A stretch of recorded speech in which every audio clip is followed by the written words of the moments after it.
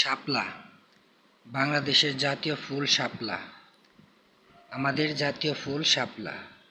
শাপলার অনেকগুলো পাপড়ি থাকে, দেখতে খুব চমৎকার লাগে। তো আমি দীর্ঘ প্রায় 2 বছর পরে হঠাৎ করে শাপলা দেখতে পেলাম।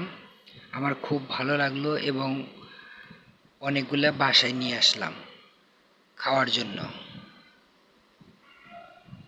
এখানে পানির দৈর্ঘ্য খুব কম ছিল, এর জন্য শাপলা লম্বায় কম।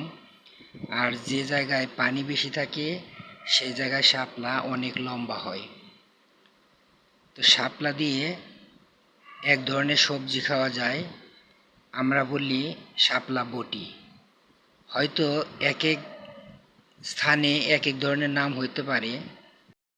তো কিভাবে শাপলা দিয়ে শাপলা বটি করা যায় সেই বিষয়ে আপনাদের সাথে পরবর্তী ভিডিওতে আলোচনা করব। সবাই সাথে থাকবেন। ধন্যবাদ।